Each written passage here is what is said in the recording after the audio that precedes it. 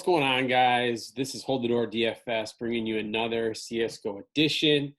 We have another slate tonight that is going to be locking at midnight Central. It is the Perfect World Asia slate, the Perfect World Asia League Summer. It's going to be a two-game slate, I believe. I don't think they added the third game.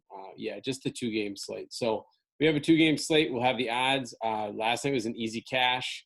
I think you could kind of make a couple different pivots with those two favorites, but I think overall our builds worked out really well. So let's hop in. Let's start out first with the odds per usual. We do have a bigger favorite here than we did last night, and we will not be targeting Bren like we did last night. They are massive, massive underdogs here. Again, this is gg.bet. Thank you to them for providing these odds. Tai Lu is minus 667, almost a minus $700 favorite. And then Beyond, a team that we used last night, is minus 140 against D13. And we'll look at a couple of the players. We'll look at the players for Tai Lu especially. We don't really need to look too closely to D13. They're actually not that big of an underdog, so I think we'll look and see. But I think we will be targeting the Beyond side in cash.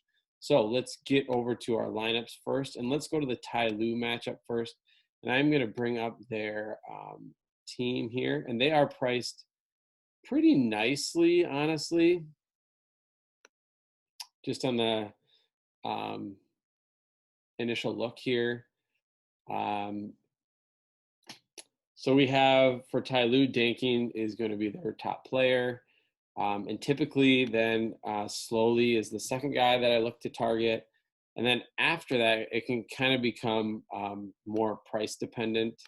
If we look at Attacker here, 0.71 kills per round is really nice and only a 0.66 deaths per round.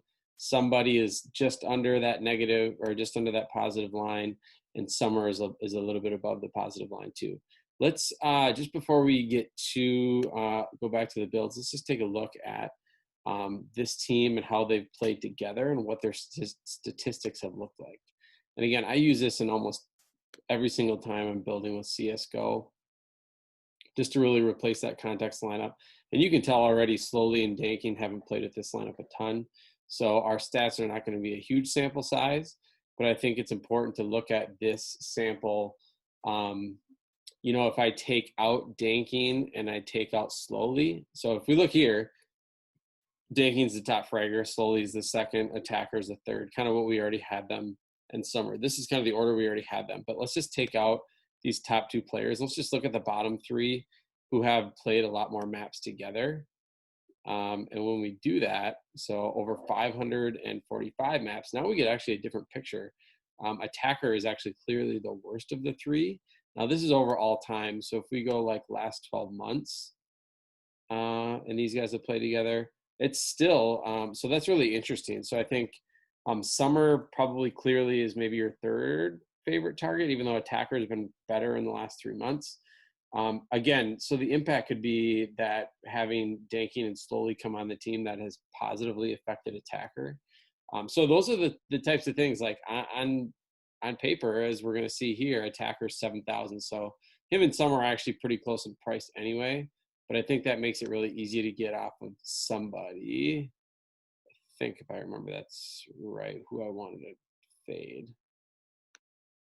Actually, probably somebody's actually in play because he would be punt worthy per se. Let's just go back to that page I was at.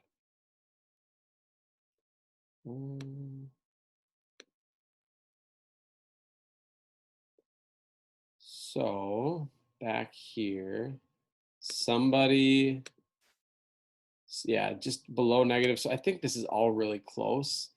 So I do think that you can definitely make the case for playing any of these three. I think actually it makes Attacker a little less appealing just because he's so close to Summer, but let's see how the builds fit together. But obviously you will want to be targeting these two. These would be the first two players in your lineup regardless. On the other side, you know, the price tags, these are the two guys we targeted last night. I'm not really going here at all, so just pass on that. So let's get over to the second game. Beyond and D13. Beyond is, again, just insanely cheap. So again, lock in Olivia and QQ God, and then go from there. You can use STK or MNTS or KNTS, sorry. If you're looking to use someone like Danking at captain, because you just think he's the best player on the slate, that still gives you a lot of room to work around with. Depending on who you go with, Ty Lue, and then on Beyond, you could fit in one of these two. So, again, the builds are going to come together really nicely tonight for you if you are playing this PAL slate.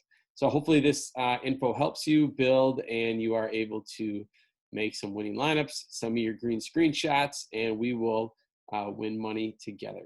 Again, hit that subscribe button, hit the like, throw us a comment. That is so appreciated. So have a good